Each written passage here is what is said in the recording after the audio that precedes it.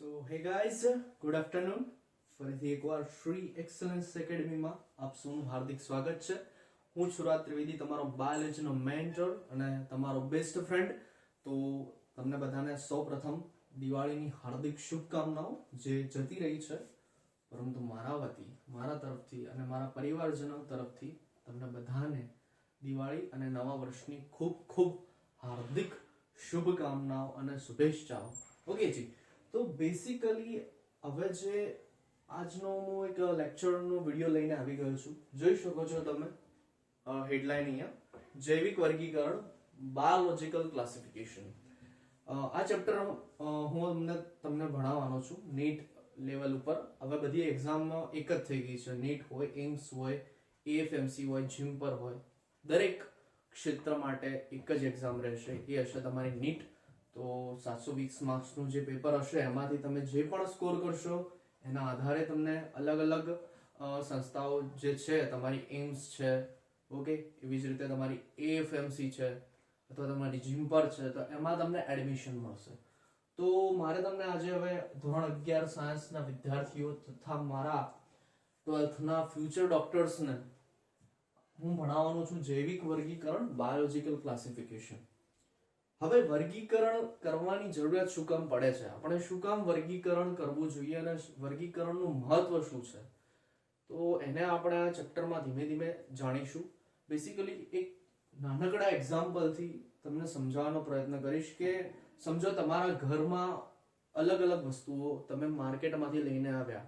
Example તરીકે તમે સાબુ લઈને આવ્યા, ટૂથબ્રશ લઈને આવ્યા છો, ગરમ મસાલા લઈને આવ્યા છો, ઓકે, તમે લઈને આવ્યા છો, સમજી લો ટૂથપેસ્ટ લઈને આવ્યા છો, ચણા દાળ છે, મગની દાળ છે, આવું ઘણું બધું ઘરની સામગ્રી તમે લઈને આવ્યા છો. ઓકે, તો તમે જે સાબુ હશે, ટૂથબ્રશ હશે, શેમ્પુ હશે, એને તમે રસોડામાં નહીં મૂકો, ઠીક છે, અને જે તમારી કરિયાણું, જે તમારું જે રસોઈમાં વપરાય છે, ઓકે જી, તો એને તમે બાથરૂમમાં નહીં મૂકો.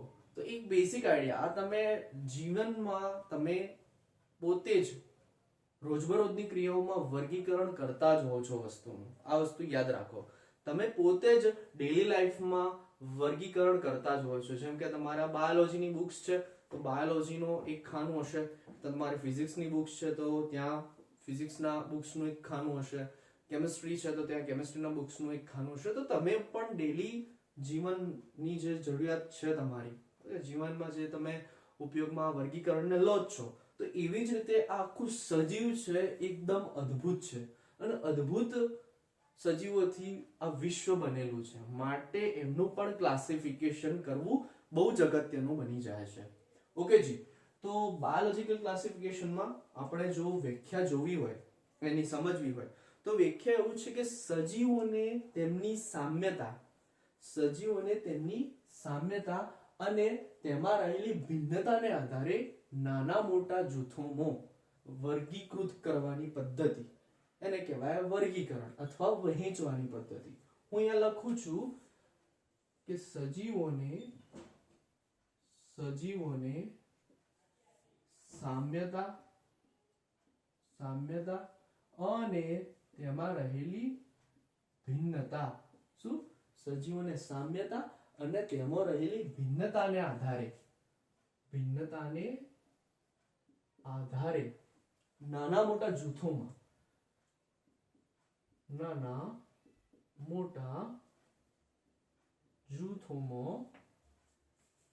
વહેંચવાની પદ્ધતિ, એને તમે શું કહેશો સર? તો એને તમે કહેશો વર્ગીકરણ. શું કહેશો એને? એને તમે કહેશો મારા ફ્યુચર ડોક્ટર્સ વર્ગીકરણ. વર્ગીકરણ એટલે તમારું ક્લાસિફિકેશન. ઓકે જી, તો કોઈ પણ સજીવને જ્યારે તમે વર્ગીકરણ કરવા માંગો છો અથવા એ સજીવને જ્યારે તમારે વર્ગીકરણ કરવું હોય છે, ત્યારે તમારે સૌપ્રથમ શું ધ્યાન લેવું પડે છે કે એમાં કઈ સામ્યતાઓ રહેલી છે, એમાં કયા સમાન લક્ષણો રહેલા છે, કયા સમાન કેરેક્ટર્સ રહેલા છે, અને ત્યારબાદ તમારે એ જોવાનું છે કે એ સજીવમાં કઈ ભિન્નતા રહેલી છે.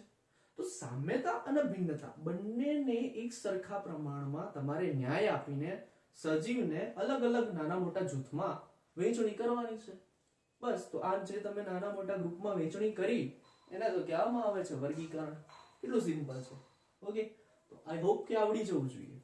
હવે પહેલા શું હતું કે પહેલાના સમયમાં બહુ બિફોર ક્રાઇસ્ટ, આફ્ટર ક્રાઇસ્ટ ને, હે ને, તો એ સમયની જ્યારે હું વાત કરું લાઈક આદિ માનવનો સમય, તો એ સમય શું થતું કે એ સમય પણ વર્ગીકરણ થતું હતું. એ સમય પણ લોકો વર્ગીકરણ કરતા હતા, પણ એ શરૂઆતનું વર્ગીકરણ હતું. કેવું વર્ગીકરણ હતું સજીવોનું? એ વખત જે સજીવો હતા એ વખતે પણ જે સજીવ હતા એ વર્ગીકરણ કરતા જ હતા, પણ એ જે વર્ગીકરણ હતું એ કેવું વર્ગીકરણ હતું મારા ફ્યુચર ડોક્ટર્સ? શરૂઆતનું વર્ગીકરણ. કેવું વર્ગીકરણ હતું? શરૂઆતનું વર્ગીકરણ. અને જે શરૂઆતનું વર્ગીકરણ હતું એ પ્રાકૃતિક પ્રેરણાથી ઉદ્ભવ્યું હતું. કઈ પ્રેરણા ભાઈ? પ્રાકૃતિક પ્રેરણા. પ્રાકૃતિક પ્રેરણા. ઓકે, હવે તમને પ્રશ્ન ઉભો થાય કે સરજી આ પ્રાકૃતિક પ્રેરણા શું? કઈ પ્રેરણા પ્રાકૃતિક વાળી? એટલે પ્રાકૃતિક એટલે મારા ફ્યુચર ડોક્ટર્સ કુદરતી, અને પ્રેરણા એટલે પ્રેરિત કરે, કુદરત તરફથી મળતી પ્રેરણા, એને કહેવાય પ્રાકૃતિક પ્રેરણા. બરાબર? હવે થાય છે શું અહીંયા એ સમજો કે પહેલાના જે સજીવો હતા એ કઈ રીતે વર્ગીકરણ કરતા? તો તમે ઓલું પિક્ચર જોવો તો રોટી, કપડા और મકાન, હે ને? તો જ્યારે એ જે સજીવો હતા એ 3 બેઝિસ ઉપર વર્ગીકરણ કરતા હતા. લખીએ તો જરા, ચલો પિક્ચરનું નામ લખીએ. રોટી, કપડા और મકાન. રોટી, કપડા, મકાન. ચલો, રોટી ને આપણે શું કહી શકીએ? ખોરાક કહી શકીએ મારા ફ્યુચર ડોક્ટર્સ? તો ખોરાક. ચલો, કપડાને આપણે કહી શકીએ પહેરવેશ. અને મકાનને આપણે કહીશું રહેઠાણ. તો પહેલા જે પ્રાકૃતિક પ્રેરણાથી જે વર્ગીકરણ કર્યું હતું શરૂઆતના ધોરણે માનવીઓએ, સજીવોએ, એ નો બેઝ જે હતો, જે આધાર હતો, જેનો ક્રાઇટેરિયા હતો એ આ હતો. ખોરાક માટે, પહેરવેશ માટે અને રહેઠાણ માટે. સમજો કોઈ આદિમાનવ છે, એને કોઈ સજીવને માર્યું, સમજો હરણને માર્યું, તો હરણ એનો ખોરાક થઈ ગયો. એ ઝાડપાન ખાતું, સફરજન ખાતા, સમજી લો, ફ્રૂટ ખાતા, તો એમનો ખોરાક થઈ ગયો. તો એ વર્ગીકૃત કરી દીધું કે ભાઈ હા, આ જીવ જે દોડી રહ્યું છે એ ખોરાક છે, અહીંયા જે લટક્યું છે એ ખોરાક છે. રેડી? ચલો, પહેરવેશ તો શું કરતા એ લોકો કે પેલા જે સજીવનો માર્યો હોય, બરાબર, તો એની જે ચામડી હોય એને વીંટાળી દે, અથવા જે ઝાડ હોય, મોટા કેળના પત્તા હોય તો એને આજુબાજુ વીંટી દે, તો એ થઈ ગયો એમનો પહેરવેશ. રહેઠાણમાં કેવું હતું કે રહેઠાણમાં ગુફા હોય, કોઈ મોટી બખોલ હોય, કોઈ મોટી પહાડનો અંદર રહેલો એક મોટો ખાડો હોય, તો એ એમનું રહેઠાણ થઈ જતું. તો આ રીતે એ શરૂઆતના ધોરણે આવી રીતે વર્ગીકરણ કરતા હતા, જે પ્રાકૃતિક પ્રેરણાથી એમને મળ્યું હતું. પરંતુ ત્યારબાદ મારા ફ્યુચર ડોક્ટર સ્ટોરીમાં ટ્વિસ્ટ આવ્યો અને એક મહાનુભાવ આવ્યા જેમનું નામ હતું એરિસ્ટોટલ.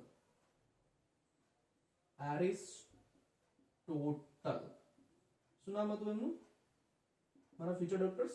એરિસ્ટોટલ. હવે જે એરિસ્ટોટલે સૌપ્રથમ વર્ગીકરણ કરવાનો પ્રયત્ન કર્યો. શું કર્યું એરિસ્ટોટલે? યાદ રાખજો, એક ગુણનો એમસીક્યુ છે. સૌપ્રથમ વર્ગીકરણ કરવાનો પ્રયત્ન કર્યો. સૌપ્રથમ વર્ગીકરણ કરવાનો પ્રયત્ન કોને કર્યો? તો સૌપ્રથમ વર્ગીકરણ કરવાનો પ્રયત્ન કર્યો તો એરિસ્ટોટલે. કોને કર્યો ભાઈ? એરિસ્ટોટલે કર્યો. ઓકે, એરિસ્ટોટલે સૌપ્રથમ વર્ગીકરણ કરવાનો પ્રયત્ન કર્યો. હવે વિવિધ ધોરણોનો વૈજ્ઞાનિક આધાર લીધો. કઈ રીતે? એમને વિવિધ ધોરણોનો વૈજ્ઞાનિક આધાર લીધો.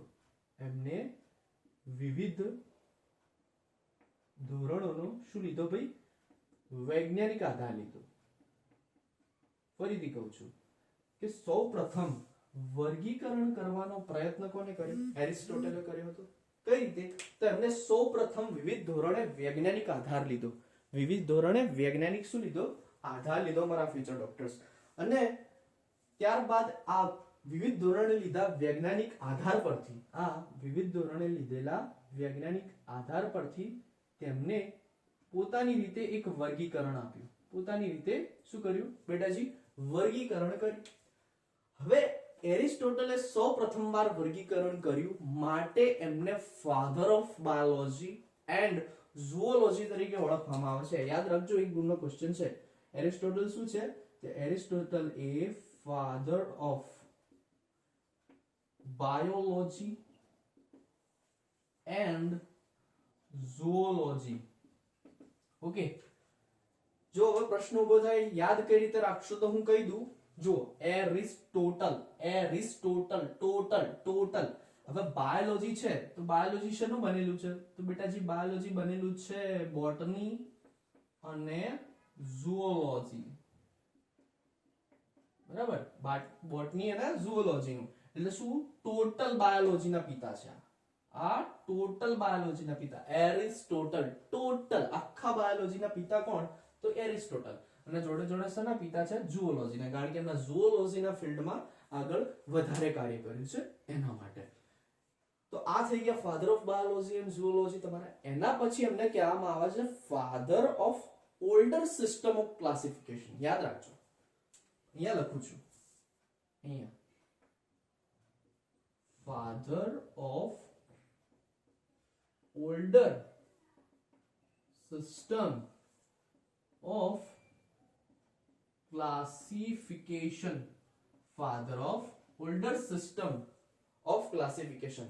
કારણ કે જે જૂની વર્ગીકરણ પદ્ધતિ આપી હતી એ સૌપ્રથમ આપનાર મહાનુભાવ હતા એ એરિસ્ટોટલ હતા, માટે એમને જૂની વર્ગીકરણ પદ્ધતિના પિતા તરીકે પણ ઓળખવામાં આવે છે. બે પિતા આવી ગયા છે, એક જ માણસ બે પિતાનો ફરજ અદા કરી રહ્યો છે. બરાબર, તો જો ફાધર ઓફ બાયોલોજી અને ઝૂઓલોજી પણ આપણે એમને જ કહીશું father of older system of classification. Father of older system of classification એ પણ આપણે એરિસ્ટોટલને કહીશું. હવે એરિસ્ટોટલે શું કર્યું હતું, એનો ફાળો શું હતો? તો આજના લેક્ચરમાં આપણો મેઇન ટોપિક એ જ છે કે આજે હું તમને એરિસ્ટોટલનું દ્વિસૃષ્ટિ વર્ગીકરણ, બે સૃષ્ટિ વર્ગીકરણ સમજાવવાનો છું. ઓકે, તો એને આપણે સમજવાનો પ્રયત્ન કરીએ. આઈ હોપ કે તમે બધા અહીંયા ક્લિયર હશો. ઠીક છે, તો હું એમ સમજીને આને રફ કરી દઉં છું અને ત્યારબાદ આપણે શરૂઆત કરીએ કે એરિસ્ટોટલે શું કર્યું હતું અને શું નહોતું કર્યું. ઓકે જી, સરસ. તો બહુ આનંદ થઈ રહ્યો છે તમારા બધા જોડે ફરીથી એકવાર ઓનલાઈન માધ્યમમાં મળીને. ઓકે, આઈ હોપ કે તમને બધાને પણ બહુ જ ખુશી થતી હશે કે તમારો મેન્ટરને તમે જ્યારે અહીંયા જોવો છો.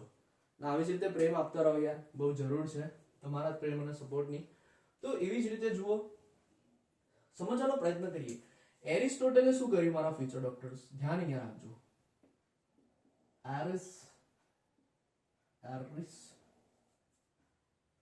એરિસ્ટોટલ. ઓકે, બરાબર લાગે છે, ઇંક પૂરી થઈ જવા આવી છે, કોઈ વાંધો નહીં, આપણા જોડે આ છે. એરિસ્ટોટલે શું કર્યું? એરિસ્ટોટલે જે સજીવો હતા અને બે ભાગમાં વર્ગીકૃત કરી દીધા. શું કર્યું એરિસ્ટોટલે? એરિસ્ટોટલે જે સજીવ હતા, ઓકે, એટલે જૈવિક વસ્તુઓ હતી છે, એને શું કર્યું? એને એમ કીધું કે ભાઈ એને આપણે બે ભાગમાં વર્ગીકૃત કરી દઈએ, આપણે એને બે ભાગમાં વહેંચી દઈએ. ઓકે જી, એકને એને કીધું વનસ્પતિ સૃષ્ટિ. એકને શું નામ આપ્યું? વનસ્પતિ સૃષ્ટિ. બીજાને નામ આપ્યું પ્રાણી સૃષ્ટિ. એકને શું નામ આપ્યું? વનસ્પતિ સૃષ્ટિ અને બીજાને નામ આપ્યું પ્રાણી સૃષ્ટિ. Kingdom plantae, kingdom animalia. હવે બે સૃષ્ટિ તો પાડી, પરંતુ કયા બીજ ઉપર પાડી? કયા બીજ ઉપર પાડી બેટા? આ કોઈ નહીં કે, આ કોઈ નહીં કે તમને કયા બેઝ, કયા આધાર લઈને એમને સજીવને બે સૃષ્ટિમાં મૂકી દીધા, વર્ગીકૃત કરી દીધા. આપણા પાસે કોઈ આધાર તો હોવો જોઈએ ને. ધારો કે તમે માર્કેટમાંથી ઘણી બધી વસ્તુઓ લઈને આવ્યા છો, તમે અનાજ લઈને આવ્યા, તમે કઠોળ લઈને આવ્યા, તમે શાકભાજી લઈને આવ્યા, તમે સાબુ લઈને આવ્યા, તમે કપડાં લઈને આવ્યા, બધું લઈને આવ્યા, પરંતુ તમે આ દરેક વસ્તુને કયા બેઝ ઉપર ડિવાઈડ કરો છો? એવો કોઈ બેઝ તો હશે ને કે તમને ખબર હોય કે આ વસ્તુ ખાવાની છે, આ વસ્તુ પહેરવાની છે, આ વસ્તુ નાહવાની છે. તો અહીંયા પણ એવો એક બેઝ હોવો જોઈએ, એક એવો ક્રાઇટેરિયા હોવો જોઈએ. હે, તો એ બેઝ એ આધાર શું હતો એનો, કયા આધાર ઉપર એમને આ ડિસિઝન લીધું કે આટલા વનસ્પતિ સૃષ્ટિમાં હશે, આટલા પ્રાણી સૃષ્ટિમાં? તો એ આધાર શું હતું બેટા? તો એ આધારનું જે લક્ષણ હતું એ હતું લોકોમોશન. શું હતું? લોકોમોશન. હવે લોકોમોશન એટલે શું સર? લોકોમોશન એટલે પ્રચલન. શું? લોકોમોશન એટલે શું? લોકોમોશન એટલે પ્રચલન. બેટા પ્રચલનના આધાર ઉપર એમને બે સૃષ્ટિમાં સજીવોને ડિવાઈડ કરી દીધા. એટલે કે જે એમને એમ કીધું કે જે સજીવો પ્રચલન કરતા નથી, પ્રચલન ગેરહાજર છે, તો એ બધા આવશે વનસ્પતિ સૃષ્ટિમાં. અને જે સજીવોમાં પ્રચલન હાજર છે, જે સજીવોમાં પ્રચલન શું છે બેટા? હાજર છે, તો એ બધા આવી જશે પ્રાણી સૃષ્ટિમાં. તો વનસ્પતિ સૃષ્ટિ do not show locomotion, do not show locomotion, do not show locomotion. વનસ્પતિ સૃષ્ટિ એ પ્રચલન દર્શાવતી નથી, ડુ નોટ શો લોકોમોશન. જ્યારે પ્રાણી સૃષ્ટિ, એમાં આપણે શું લખશું? શો લોકોમોશન, એ પ્રચલન દર્શાવે છે. તો આ એક આધાર, આ એક બેઝ, આ એક આધાર ઉપર એક લક્ષણ એમને ધ્યાનમાં આવ્યું, એક જ લક્ષણ એમને ધ્યાનમાં લીધું, જે હતું પ્રચલન, લોકોમોશન. હવે આગળ શું સ્ટોરી બની કે આગળ એમને શું કર્યું? પાછી જે આ વનસ્પતિ સૃષ્ટિ હતી, આ પાછી જે આ વનસ્પતિ સૃષ્ટિ હતી તમારી, એને આગળ પાછા 3 ભાગમાં ડિવાઈડ કરી. શું કર્યું આ વનસ્પતિ સૃષ્ટિને આગળ જતા બેટા? આગળ જતા એમને આ વનસ્પતિ સૃષ્ટિને 3 ભાગમાં ડિવાઈડ કરી. કઈ રીતે સમજો? એકને એમને કહ્યું હર્બ, બીજાને કીધું શ્રબ, અને ત્રીજા પ્રશ્નને નામ આપ્યું ટ્રી. વનસ્પતિ સૃષ્ટિને પણ એમને 3 ભાગમાં વર્ગીકૃત કરી દીધી: હર્બ, શ્રબ અને ટ્રી. હર્બ એટલે શું થાય? ઓકે, હર્બ એટલે મને જોવા દો. હર્બ એટલે શું? કારણ કે ગુજરાતી ભૂલી જવાય છે. ઓકે, હર્બ એટલે છોડ, શ્રબ એટલે ક્ષુપ, અને ટ્રી એટલે તમારી વનસ્પતિનું મોટું ઝાડ એટલે વૃક્ષ. ઓકે જી, આ થઈ ગયું તમારું વૃક્ષ. તો એમને વનસ્પતિ સૃષ્ટિને પણ 3 ભાગમાં વર્ગીકૃત કરી દીધી: હર્બ, શ્રબ અને ટ્રી, છોડ, ક્ષુપ અને વૃક્ષ. તો આના માટે એમને કયો બેઝ લીધો સર? આના માટે આ વર્ગીકરણ કર્યું, એના માટે એમને કયો બેઝ લીધો? એમના માટે એમને કયો આધાર લીધો સર? એના વિશે અમને કહો. તો એના માટે મારા ફ્યુચર ડોક્ટર્સ એમને આધાર માટે જે લક્ષણ ધ્યાનમાં લીધું હતું, એ એક લક્ષણ હતું ગ્રોથ રેટ. શું લક્ષણ શું હતું બેટા? એ ગ્રોથ રેટ. હવે પ્રશ્ન ઉભો થાય કે સર ગ્રોથ રેટ એટલે વૃદ્ધિનો દર. વૃદ્ધિનો દર તમે ચેપ્ટર નંબર 1 માં ભણી ગયા છો. તમે ચેપ્ટર નંબર 1 જે તમારું સજીવ વિશ્વ છે એમાં ભણીને આવ્યા છો કે વૃદ્ધિ ને તમે કઈ રીતે વ્યાખ્યાયિત કરી શકો? તો કે સર વૃદ્ધિને તમે કદમાં પણ લઈ શકો છો, ઓકે, અને એને તમે સંખ્યામાં પણ લઈ શકો છો. કે કોષ વિભાજન થાય, જ્યારે કોષનું 1 માંથી 2 બને, 2 માંથી 4, એ પણ એક વૃદ્ધિ છે. અને કદ એટલે ઊંચાઈમાં વધવું, લંબાઈમાં વધવું, તો એ પણ એક પ્રકારની વૃદ્ધિ છે. તો અહીંયા વૃદ્ધિને, અહીંયા જે વૃદ્ધિ દર હતો, અહીંયા જે વૃદ્ધિનો જે દર હતો, એ એમને ઊંચાઈ તરીકે લીધો. શેના તરીકે લીધો? ઊંચાઈ તરીકે. હવે જુઓ, છોડ જે હોય છે બેટા એ સૌથી નાના હોય છે, સૌથી નાના. ક્ષુપ જે હોય છે એ છોડ કરતા મોટા હોય છે, ઊંચા હોય છે હાઈટમાં. અને વૃક્ષ જે હોય છે એ ક્ષુપ કરતા હજુ વધારે ઊંચા હોય છે, સૌથી ઊંચા હોય છે, બરાબર? તો એના વિશે હું તમને સમજાવું છું. જે છોડ હોય છે, જે હર્બ હોય છે, બરાબર, એમાં શું હોય કે એનું જે પ્રકાંડ હોય ને, એનું જે પ્રકાંડ અકાષ્ટીય હોય, અકાષ્ટીય, નોન વુડી હોય. કેવું હોય? અકાષ્ટીય. એટલે એને કહીશું આપણે નોન વુડી. શું કહીશું એને? નોન વુડી. અકાષ્ટીય હોય. પાછું કેવું હોય? પાતળું હોય. અને કેવું હોય પાછું? આછા લીલા રંગનું અથવા આછા કથ્થઈ રંગનું હોય. ઠીક છે, કેવું હોય? હર્બનું પ્રકાર કેવું હોય બેટાજી? તો અકાષ્ટી હોય. પેલા અકાષ્ટી એટલે શું? અકાષ્ટી એટલે આછા લીલા રંગનો અથવા આછા કથ્થઈ રંગનો પ્રકાંડ હોય. બરાબર. અને કેવું હોય? પાતળું હોય, હે ને, નોન મૂડી હોય. એક્ઝામ્પલ તરીકે તમારો ગુલાબનો છોડ, જાસૂદનો છોડ, બરાબર. આ બધા એક્ઝામ્પલ આમાં આવી જશે. અને એની જો તમે હાઈટની વાત કરશો, એનું કદ કેટલું હોય? કે સર એનું કદ હોય 2 મીટર કરતા ઓછું. કેટલું હોય? 2 મીટર કરતા ઓછું. 2 મીટર કરતા એની ઊંચાઈ હોય ને એ ઓછી હોય, 1.9 1.8 એવી રીતે. હવે ક્ષુપ કોને કહેવાય? તો જેનું પ્રકાંડ જે છે બેટા, પ્રકાંડ જે હોય ક્ષુપનું, એ કેવું હોય? પહેલા તો કાષ્ઠીય હોય. કેવું હશે? કાષ્ઠીય હશે. પ્રકાંડ કેવું હશે મારા ફીચર ડોક્ટર? કાષ્ઠીય. અને મજબૂત હશે. મજબૂત હશે. અને ઊંચાઈ એની કેટલી હશે? તો ઊંચાઈ આના કરતા વધારે અને આના કરતા ઓછી એટલે મધ્યમ હશે. કેવી હશે? મધ્યમ, ઇન્ટરમીડિયેટ હશે. તો એટલે તમે શ્રબ કહેશો.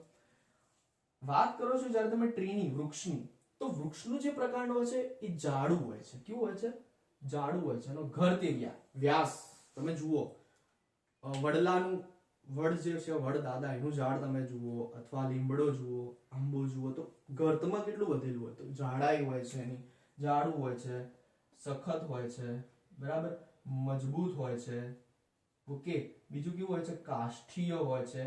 અને ઊંચાઈ કેવી હોય છે? એકદમ ઊંચી હોય છે. લંબાઈમાં, હાઈટમાં એકદમ ઊંચું હોય છે. આ બધા કરતા ઊંચું હોય.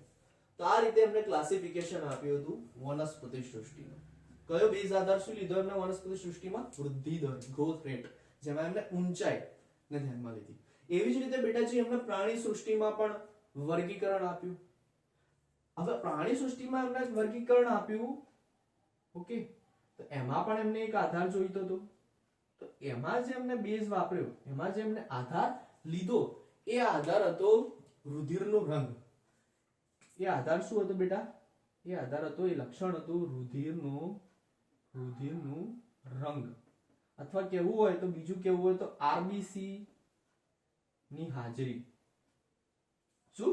રુધિરનો રંગ અથવા આરબીસી ની હાજરી. ઓકે, આ આધાર એમને લીધો. હવે એમાં એમને બે પાર્ટ પાડી દીધા. એક બાજુ એવા સજીવો લીધા જે લાલ રુધિર વાળા હતા. કેવા રુધિર વાળા હતા?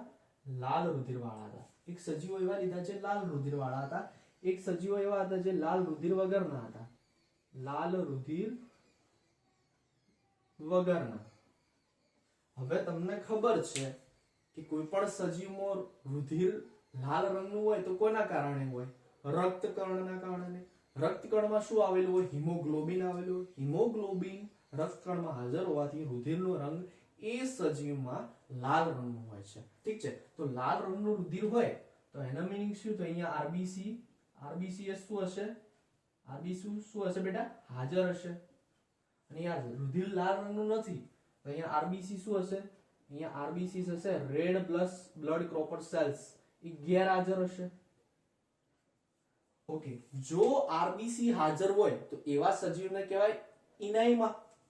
એવા સજીવને શું કહેવાય? ઇનેમા. ઇનાઇમા. જુઓ જરા, હું અહીંયા લખું છું, ધ્યાન રાખજો. આરબીસી હાજર હોય તો એને એવા સજીવો જે હોય એ બનશે તમારા ઇનેમા, એનાઇમા, ઇનાઇમા. ક્લાસમાં કોઈ છોકરો ગેરહાજર હોય તો આપણે એને શું કહીએ? એબ્સન્ટ છે, એબ્સન્ટ. તો હવે જ્યાં રક્તકણ ગેરહાજર હોય તો ઇનાઇમાની જગ્યાએ એ આગળ લગાવી દો તો શું બની જશે? અહીંયા બની જશે એ ઇનાઇમા. શું બની જશે અહીંયા? એ ઇનાઇમા. તો કે ભાઈ જેમાં આરબીસી હાજર હોય એ બનશે ઇનાઇમા, અને જેમાં આરબીસી ગેરહાજર હોય એ બનશે એ ઇનાઇમા. હજુ કેવું હોય તો કહી શકો આરબીસી હાજર, લાલ રુધિર એટલે આરબીસી હાજર, એટલે આપણે એને કેવું હોય તો કહી શકાય વિથ આરબીસીસ, વિથ આરબીસીએસ. અને આમાં કેવું હોય તો વિથઆઉટ આરબીસીએસ. ઓકે, આ થઈ ગયું તમારું એરિસ્ટોટલનું ક્લાસિફિકેશન. એરિસ્ટોટલે કયું ક્લાસિફિકેશન આપ્યું હતું? Two kingdom classification. કયું ક્લાસિફિકેશન હતું? ટુ કિંગડમ ક્લાસિફિકેશન, है ना? બે સૃષ્ટિ વર્ગીકરણ. બે સૃષ્ટિ વર્ગીકરણ આપ્યું હતું. કોને? એરિસ્ટોટલે, મારા ફ્યુચર ડોક્ટર્સ. તો આ વસ્તુ યાદ રાખજો. હવે અહીંયા શું થયું કે અહીંયા એરિસ્ટોટલે માત્ર ને માત્ર એક જ લક્ષણને ધ્યાનમાં લીધું. જો પેલા લોકોમોશન, આ એક લક્ષણ થઈ ગયું, એના ઉપરથી બે પાર્ટ ડિવાઈડ કર્યા. હવે વનસ્પતિમાં પણ જુઓ તમે, ગ્રોથ રેટ, વૃદ્ધિ દર, ઊંચાઈ, એક લક્ષણ થઈ ગયું. પ્રાણીઓમાં પણ તમે જુઓ, રુધિરનો રંગ, એક લક્ષણ થઈ ગયું. એક જ લક્ષણને ધ્યાનમાં લીધું.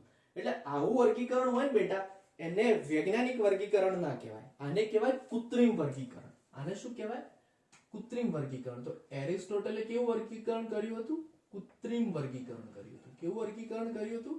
કૃત્રિમ વર્ગીકરણ કર્યું હતું. ઓકે, આર્ટિફિશિયલ વર્ગીકરણ કર્યું હતું. નેચરલ વર્ગીકરણ નતું કર્યું, કુદરતી નતું કર્યું. કયું કર્યું હતું? કૃત્રિમ વર્ગીકરણ. હવે તો પણ આ વર્ગીકરણને આપણે ગણતા નથી. એટલે એ જે મેઇન જે વર્ગીકરણ છે, અત્યારે તમને ખબર છે કે રોબર્ટ વિટેકરનું 5 સૃષ્ટિ વર્ગીકરણ ને આપણે એક્સેપ્ટ કરીએ છીએ. આને કેમ નથી ગણતા? કારણ કે તમે અહીંયા જુઓ, એક કોષીય સજીવો, બહુકોષીય સજીવો વિશે આમાં કોઈ વર્ગીકરણ કરેલું નથી. પછી તમે જુઓ લીલ, ફૂગ, બરાબર, એના વિશે કોઈ વાત નથી કરી. દ્વિઅંગી, ત્રિઅંગી વનસ્પતિઓ વિશે કોઈ વાત નથી કરી. બરાબર, બેક્ટેરિયાને ક્યાં મૂકવા એની કોઈ વાત નથી કરી. માટે આ વર્ગીકરણને આપણે એટલું એક્સેપ્ટ કરતા નથી. ઓકે, તો આ વાત થઈ ગઈ આજની બેસિક પ્રસ્તાવના અને તમારા એરિસ્ટોટલ સાહેબનું ફાળો અને એમનું વર્ગીકરણ, દ્વિસૃષ્ટિ વર્ગીકરણ. ઓકે જી, તો મારા ફ્યુચર ડોક્ટર્સ, વિડીયો ગમ્યો હોય તો પ્લીઝ એને લાઈક કરો, વિડીયોને વધુમાં વધુ શેર કરો, આપણી ચેનલને સબસ્ક્રાઇબ કરો. ઠીક છે? અને કાલે ફરીથી મળીએ એ લિનિયસના ક્લાસિફિકેશન સાથે. ત્યાં સુધી ઘરે રહો અને સેફ રહો. ચલો.